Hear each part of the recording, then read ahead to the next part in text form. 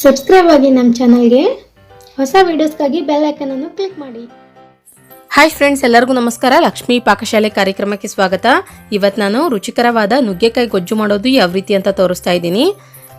ತುಂಬ ಚೆನ್ನಾಗಿರುತ್ತೆ ಟೇಸ್ಟ್. ಇದನ್ನು ನೀವು ಬಿಸಿ ಬಿಸಿ ರೈಸ್ ಜೊತೆಗೆ ತಿಂದರೆ ತುಂಬ ಟೇಸ್ಟ್ ಕೊಡುತ್ತೆ. ಅದಲ್ಲದೆ ನೀವು ಪ್ರತಿ ಸಲನೂ ಒಂದೇ ಥರ ಸಾಂಬಾರ್ ಅಥವಾ ಪಲ್ಯ ಮಾಡಿ ತಿಂದು ಬೇಜಾರಾಗಿದ್ರೆ ಈ ಥರ ನುಗ್ಗೆಕಾಯಿ ಗೊಜ್ಜನ್ನು ಕೂಡ ಒಮ್ಮೆ ಟ್ರೈ ಮಾಡಿ ನೋಡಿ. ಮತ್ತು ಅದಲ್ಲದೆ ಈ ಲಾಕ್ಡೌನ್ ಇರೋ ಕಾರಣದಿಂದಾಗಿ ನಮಗೆ ಹೊರಗಡೆ ತರಕಾರಿ ಸರಿಯಾಗಿ ಸಿಗ್ತಾ ಇಲ್ಲ. ಇಂಥ ಸಮಯದಲ್ಲಿ ನಾವು ಮನೆಯಲ್ಲೇ ಇರೋದನ್ನು ಬಳಸಿಬಿಟ್ಟು ರುಚಿಕರವಾದ ಅಡುಗೆನ ಮಾಡ್ಕೊಳ್ಬಹುದು, ಮನೆ ಮಂದಿಗೆಲ್ಲ ಇಷ್ಟ ಆಗುವಂತೆ. ಹಾಗಿದ್ರೆ ಬನ್ನಿ ಫ್ರೆಂಡ್ಸ್, ಈ ರುಚಿಕರವಾದ ನುಗ್ಗೆಕಾಯಿ ಗೊಜ್ಜು ಯಾವ ರೀತಿಯಾಗಿ ಮಾಡೋದಂತ ನೋಡೋಣ. ಮೊದಲೇದಾಗಿ ಗ್ಯಾಸ್ ಆನ್ ಮಾಡ್ಕೊಂಡ್ಬಿಟ್ಟು ಒಂದು ಪಾತ್ರೆ ಇಟ್ಕೊಳ್ಳಿ. ಅದಕ್ಕೆ ನಿಮಗೆ ಅರ್ಧದಿಂದ 1 ಗ್ಲಾಸ್ನಷ್ಟು ನೀರು ಹಾಕ್ಕೊಳ್ಳೋಣ. ನಾನಿಲ್ಲಿ ಒಂದು 4 ನುಗ್ಗೆಕಾಯಿನ ಕ್ಲೀನಾಗಿ ವಾಶ್ ಮಾಡಿಬಿಟ್ಟು ಈ ರೀತಿಯಾಗಿ ಕಟ್ ಮಾಡಿಬಿಟ್ಟು ಇಟ್ಕೊಂಡಿದ್ದೀನಿ. ಕಟ್ ಮಾಡಿರುವಂತಹ ನುಗ್ಗೆಕಾಯಿನ ಹಾಕೊಳ್ಳೋಣ. ಅದಾದ ನಂತರ 1 ಚಿಟಿಕೆಯಷ್ಟು ಅರಿಶಿಣ ಪುಡಿ, ಅದಾದ ನಂತರ ಒಂದು ಸ್ವಲ್ಪ ಉಪ್ಪು ಹಾಕೊಳ್ಳಿ. ಇದನ್ನ ಇವಾಗ ಒಂದ್ಸಲ ಚೆನ್ನಾಗಿ ಮಿಕ್ಸ್ ಮಾಡ್ಕೊಳ್ಳೋಣ.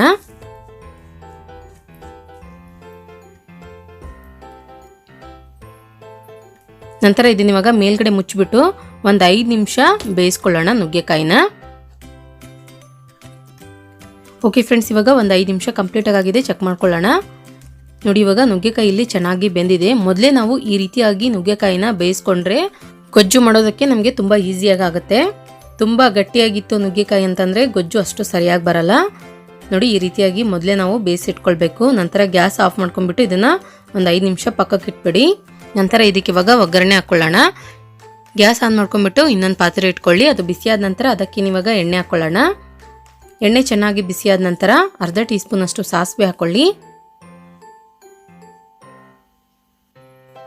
ಸಾಸಿವೆ ಚೆನ್ನಾಗಿ ಚಿಟಪಟ ಅಂತ ಸಿಡಿದ ನಂತರ ಜೀರಿಗೆ ಹಾಕ್ಕೊಳ್ಳೋಣ. ಅದಾದ ನಂತರ ಒಂದು 2 ಇಂಚಷ್ಟು ಚಕ್ಕೆ ಮತ್ತು ಒಂದು ಪಲಾವ್ ಎಲೆ ಹಾಕ್ಕೊಳ್ಳಿ.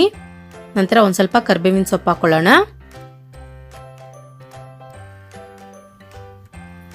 ನಂತರ ಒಂದು 2 ಹಸಿರು ಮೆಣಸಿನ್ಕಾಯಿನ ಉದ್ದುದಕ್ಕೆ ಹೆಚ್ಚಿಬಿಟ್ಟು ಕಟ್ ಮಾಡಿಬಿಟ್ಟು ಹಾಕ್ಕೊಳ್ಳಿ. 2 ಮೀಡಿಯಂ ಸೈಜ್ ಈರುಳ್ಳಿನ ಸಣ್ಣದಾಗಿ ಕಟ್ ಮಾಡಿಬಿಟ್ಟು ಹಾಕ್ಕೊಳ್ಳೋಣ. ಇದನ್ನ ಇವಾಗ ಒಂದು ಸ್ವಲ್ಪ ಹೊತ್ತು ಚೆನ್ನಾಗಿ ಫ್ರೈ ಮಾಡ್ಕೊಳ್ಳಿ ಎಣ್ಣೆಯಲ್ಲಿ.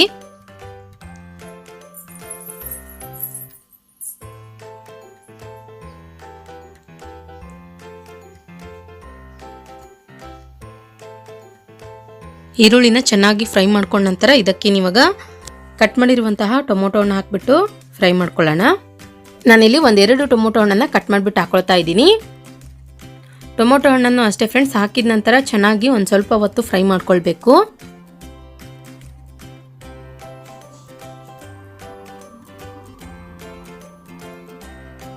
ನಂತರ ಇದಕ್ಕೆ ಇವಾಗ ಮಸಾಲ ಆ್ಯಡ್ ಮಾಡ್ಕೊಳ್ಳೋಣ. 1 ಚಿಟಿಕೆ ಅಷ್ಟು ಅರಿಶಿಣ ಪುಡಿ ಹಾಕೊಳ್ಳಿ. ಒಂದು ಅರ್ಧ ಟೀ ಸ್ಪೂನ್ ಅಷ್ಟು ಗರಂ ಮಸಾಲ, ಒಂದು ಅರ್ಧ ಟೀ ಸ್ಪೂನ್ ಅಷ್ಟು ಧನಿಯಾ ಪೌಡರ್, 1ರಿಂದ 1.5 ಟೀ ಸ್ಪೂನ್ ಅಷ್ಟು ಅಚ್ಚ ಖಾರದ ಪುಡಿ ಹಾಕೊಳ್ಳಿ. ಅದಾದ ನಂತರ ರುಚಿಗೆ ತಕ್ಕಷ್ಟು ಉಪ್ಪು ಹಾಕೊಳ್ಳೋಣ. ಉಪ್ಪು ನೋಡ್ಕೊಂಡು ಹಾಕೊಳ್ಳಿ. ನಾವು ಮೊದಲಿಗೆ ನುಗ್ಗೆಕಾಯಿ ಬೇಯಿಸುವಾಗಲೂ ಕೂಡ ಉಪ್ಪು ಹಾಕಿರ್ತೀವಿ ಆಲ್ರೆಡಿ. ನಂತರ 1 ಟೀ ಸ್ಪೂನ್ ಅಷ್ಟು ಸಕ್ಕರೆ ಹಾಕೊಳ್ಳೋಣ. ಸಕ್ಕರೆ ಹಾಕೊಳ್ಳೋದ್ರಿಂದ ಗೊಜ್ಜು ಇನ್ನೂ ಚೆನ್ನಾಗಿ ಬರುತ್ತೆ. ಇದನ್ನ ಇವಾಗ ಚೆನ್ನಾಗಿ ಮಿಕ್ಸ್ ಮಾಡ್ಕೊಳ್ಳೋಣ. ಸಕ್ಕರೆ ಆಪ್ಷನಲ್ಲು, ಬೇಡ ಅಂದರೆ ಸ್ಕಿಪ್ ಮಾಡ್ಕೊಳ್ಬಹುದು. ಇದನ್ನ ಇವಾಗ ಮೇಲ್ಗಡೆ ಮುಚ್ಚಿಬಿಟ್ಟು ಒಂದು 2 ನಿಮಿಷ ಬೇಯಿಸ್ಕೊಳ್ಳೋಣ, ಕಡಿಮೆ ಉರಿಯಲ್ಲಿ ಇಟ್ಬಿಟ್ಟು.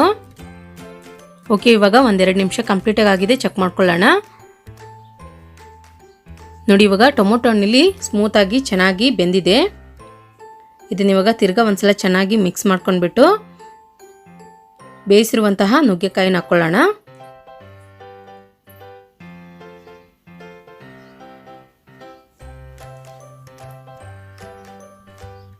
ನುಗ್ಗೆಕಾಯಿ ಹಾಕಿದ ನಂತರ ನೋಡಿ ಒಂದ್ಸಲ ಚೆನ್ನಾಗಿ ಮಿಕ್ಸ್ ಮಾಡ್ಕೊಳ್ಳಿ.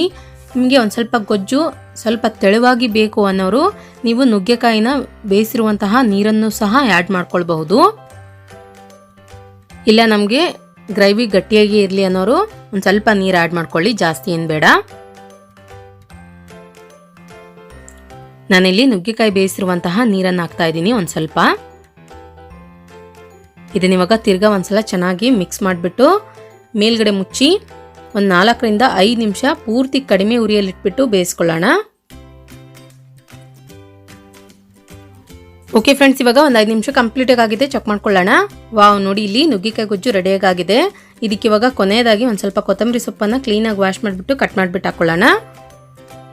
ಕೊತ್ತಂಬರಿ ಸೊಪ್ಪು ಹಾಕಿದ ನಂತರ ಒಂದ್ಸಲ ಚೆನ್ನಾಗಿ ಮಿಕ್ಸ್ ಮಾಡ್ಕೊಂಡ್ಬಿಟ್ಟು ಗ್ಯಾಸ್ ಆಫ್ ಮಾಡ್ಕೊಂಡ್ಬಿಡಿ. ಇದನ್ನ ನೀವು ಬಿಸಿ ಬಿಸಿ ರೈಸ್ ಜೊತೆಗೆ ತಿಂದ್ರಂತೂ ತುಂಬ ಸಖತ್ತಾಗಿ ಟೇಸ್ಟ್ ಕೊಡುತ್ತೆ. ನೋಡಿದ್ರಲ್ಲ ಯಾವ ರೀತಿಯಾಗಿ ನಾವು ರುಚಿಕರವಾದ ನುಗ್ಗೆಕಾಯಿ ಗೊಜ್ಜು ಮಾಡೋದಂತ. ನಾ ಮಾಡಿರೋ ಈ ರೆಸಿಪಿ ನಿಮಗೆ ಇಷ್ಟ ಆಗಿದ್ರೆ ಪ್ಲೀಸ್ ಲೈಕ್ ಮಾಡಿ, ಶೇರ್ ಮಾಡಿ, ಕಮೆಂಟ್ ಮಾಡಿ.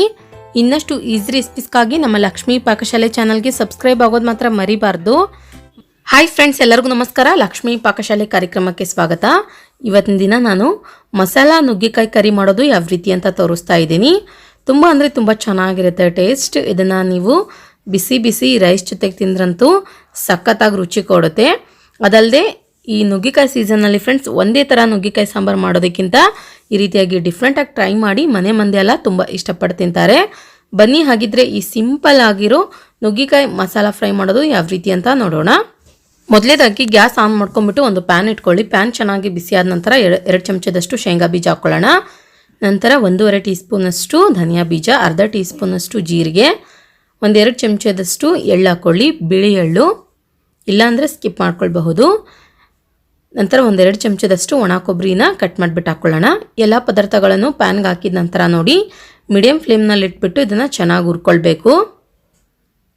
ಸ್ವಲ್ಪ ಕಲರ್ ಚೇಂಜ್ ಆಗಿ ಘಮ ಘಮ ಅಂತ ಸುವಾಸನೆ ಬರೋವರೆಗೂ ನೀಟಾಗಿ ಹುರ್ಕೊಳ್ಳಿ.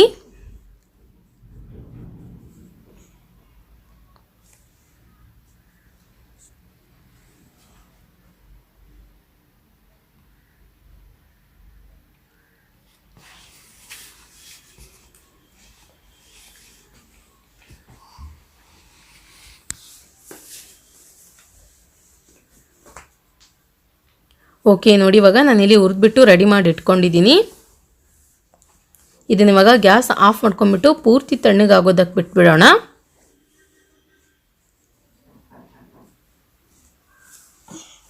ನಂತರ ಒಂದು ಮಿಕ್ಸಿ ಜಾರ್ ತಗೊಳ್ಳಿ.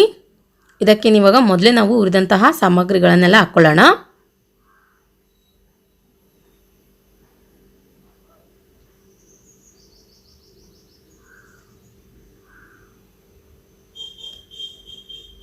ನಂತರ ಒಂದು ಸ್ವಲ್ಪ ಹುಣಸೆಹಣ್ಣು ಹಾಕ್ಕೊಳ್ಳಿ. ಅದಾದ ನಂತರ ಶುಂಠಿ ಮತ್ತು ಬೆಳ್ಳುಳ್ಳಿ ಹಾಕ್ಕೊಳ್ಳೋಣ ಪೂರ್ತಿ ಸಿಪ್ಪೆ ಸುಲಿದ್ಬಿಟ್ಟು. ಇದನ್ನ ಇವಾಗ ಗ್ರೈಂಡ್ ಮಾಡ್ಕೊಳ್ಳಿ. ಒಂದು ಸ್ವಲ್ಪ ನೀರು ಸೇರಿಸ್ಬಿಟ್ಟು ಗ್ರೈಂಡ್ ಮಾಡ್ಕೊಳ್ಬೇಕು. ನೋಡಿ ಇವಾಗ ಮಸಾಲೆ ಇಲ್ಲಿ ರೆಡಿಯಾಗಿದೆ. ಗ್ಯಾಸ್ ಆನ್ ಮಾಡ್ಕೊಂಡ್ಬಿಟ್ಟು ಒಂದು ಪಾತ್ರೆ ಇಟ್ಕೊಳ್ಳಿ. ಪಾತ್ರೆ ಚೆನ್ನಾಗಿ ಬಿಸಿ ಆದ ನಂತರ ಎಣ್ಣೆ ಹಾಕ್ಕೊಳ್ಳೋಣ. ಎಣ್ಣೆ ಚೆನ್ನಾಗಿ ಬಿಸಿ ಆದ ನಂತರ ನುಗ್ಗೆಕಾಯಿ ಹಾಕ್ಕೊಳ್ಳೋಣ. ನಾನಿಲ್ಲಿ ಒಂದು 5-6 ನುಗ್ಗೆಕಾಯಿನ ಈ ರೀತಿಯಾಗಿ ಸಿಪ್ಪೆ ಸುಲಿದ್ಬಿಟ್ಟು ಕಟ್ ಮಾಡಿಬಿಟ್ಟು ನೀರಲ್ಲಿ ಹಾಕಿ ವಾಶ್ ಮಾಡಿಬಿಟ್ಟು ಹಾಕ್ಕೊಳ್ತಾ ಇದ್ದೀನಿ. ನುಗ್ಗೆಕಾಯಿ ಹಾಕಿದ ನಂತರ ನೋಡಿ ಮೀಡಿಯಮ್ ಫ್ಲೇಮ್ನಲ್ಲಿ ಇಟ್ಬಿಟ್ಟು ಚೆನ್ನಾಗಿ ಇದನ್ನು ಸ್ವಲ್ಪ ಫ್ರೈ ಮಾಡ್ಕೊಳ್ಬೇಕು.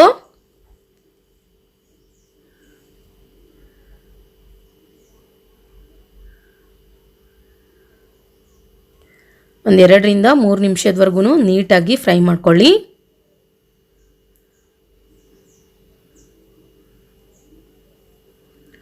ಓಕೆ ನೋಡಿ, ಇವಾಗ ಈ ರೀತಿಯಾಗಿ ಫ್ರೈ ಮಾಡಿ ಇಟ್ಕೊಂಡಿದ್ದೀನಿ. ಇದನ್ನ ಇವಾಗ ತೆಗೆದುಬಿಟ್ಟು ಒಂದು ಪ್ಲೇಟಿಗೆ ಹಾಕ್ಕೊಳ್ಳಿ. ನಂತರ ಗ್ಯಾಸ್ ಆನ್ ಮಾಡ್ಕೊಂಡ್ಬಿಟ್ಟು ಅದೇ ಪಾತ್ರೆಯಲ್ಲಿ ಇನ್ನೊಂದು ಸ್ವಲ್ಪ ಎಣ್ಣೆ ಹಾಕ್ಕೊಳ್ಳಿ. ಎಣ್ಣೆ ಚೆನ್ನಾಗಿ ಬಿಸಿ ಆದ ನಂತರ ಸಾಸಿವೆ ಹಾಕ್ಕೊಳ್ಳೋಣ.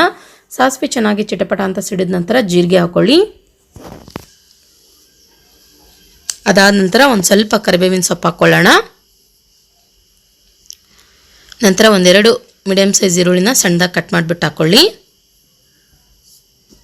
ಈರುಳ್ಳಿ ಹಾಕಿದ ನಂತರ ನೋಡಿ ಇದನ್ನ ಇವಾಗ ಚೆನ್ನಾಗಿ ಫ್ರೈ ಮಾಡ್ಕೊಳ್ಬೇಕು. ಈರುಳ್ಳಿ ಹಸಿ ವಾಸನೆ ಹೋಗೋವರೆಗೂ.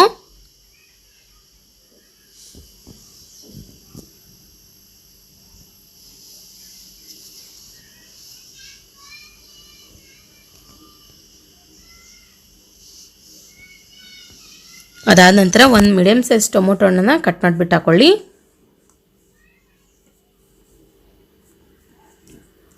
ಟೊಮೊಟೊ ಹಣ್ಣು ಹಾಕಿದ ನಂತರ ನೋಡಿ ತಿರ್ಗಾ ಇದನ್ನ ಇವಾಗ ಒಂದ್ಸಲ ಚೆನ್ನಾಗಿ ಮಿಕ್ಸ್ ಮಾಡ್ಕೊಳ್ಳೋಣ.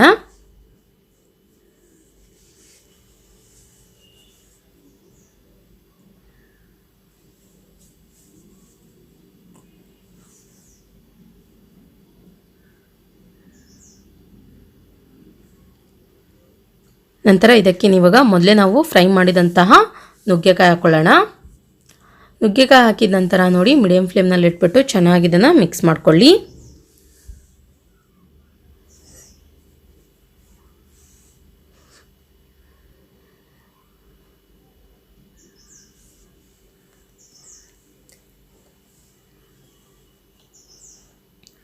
ನಂತರ ಇದಕ್ಕೆ ಇವಾಗ ಮಸಾಲ ಆ್ಯಡ್ ಮಾಡ್ಕೊಳ್ಳೋಣ. ಒಂದು ಚಿಟಿಕೆಯಷ್ಟು ಅರಿಶಿಣ ಪುಡಿ ಹಾಕ್ಕೊಳ್ಳಿ, ಅರ್ಧ ಟೀ ಸ್ಪೂನಷ್ಟು ಧನಿಯಾ ಪೌಡರ್, ಅರ್ಧ ಟೀ ಸ್ಪೂನಷ್ಟು ಗರಂ ಮಸಾಲ, 1 ರಿಂದ 1.5 ಟೀ ಸ್ಪೂನಷ್ಟು ಅಚ್ಚ ಪುಡಿ ಹಾಕ್ಕೊಳ್ಳಿ. ನಂತರ ರುಚಿಗೆ ತಕ್ಕಷ್ಟು ಉಪ್ಪು ಹಾಕ್ಕೊಳ್ಳೋಣ. ಇದನ್ನ ಇವಾಗ ಚೆನ್ನಾಗಿ ಒಂದ್ಸಲ ಮಿಕ್ಸ್ ಮಾಡ್ಕೊಳ್ಳಿ.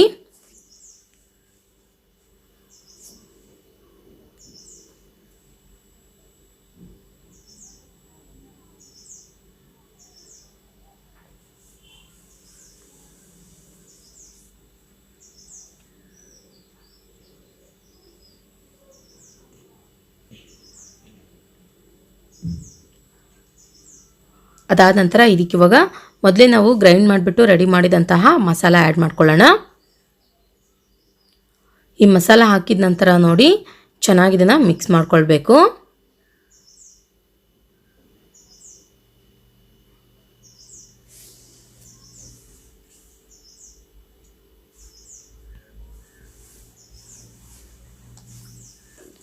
ನಂತರ ಇದಕ್ಕೆ ಇವಾಗ ಇನ್ನೊಂದು ಸ್ವಲ್ಪ ನೀರು ಸೇರಿಸ್ಕೊಳ್ಳಿ. ನಾನಿಲ್ಲಿ ಮಿಕ್ಸಿ ಜಾರ್ ವಾಶ್ ಮಾಡಿಬಿಟ್ಟು ನೀರು ಹಾಕ್ತಾ ಇದ್ದೀನಿ.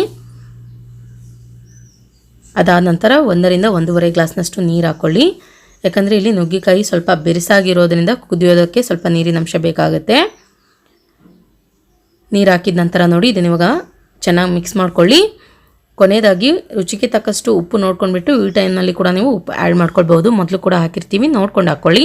ಇದನ್ನ ಇವಾಗ ಮೇಲ್ಗಡೆ ಮುಚ್ಚಿಬಿಟ್ಟು ಒಂದು 15 ನಿಮಿಷಗಳ ಕಾಲ ಬೇಯಿಸ್ಕೊಳ್ಳೋಣ. ಓಕೆ, ಇವಾಗ ಒಂದು 15 ನಿಮಿಷ ಕಂಪ್ಲೀಟಾಗಿ ಆಗಿದೆ, ಚೆಕ್ ಮಾಡ್ಕೊಳ್ಳೋಣ. ವಾವ್, ನೋಡಿ ಫ್ರೆಂಡ್ಸ್, ಇವಾಗ ನುಗ್ಗೆಕಾಯಿ ಇಲ್ಲಿ ಚೆನ್ನಾಗಿ ಬೆಂದ್ಬಿಟ್ಟು ನುಗ್ಗೆಕಾಯಿ ಮಸಾಲ ಕರಿ ಇಲ್ಲಿ ರೆಡಿಯಾಗಿದೆ. ನೀವು ನುಗ್ಗೆಕಾಯಿನ ಚೆಕ್ ಮಾಡ್ಕೊಳ್ಳಿ ನೀಟಾಗಿ ಬೆಂದಿದೆನಾ ಅಥವಾ ಇಲ್ಲ ಅಂತ.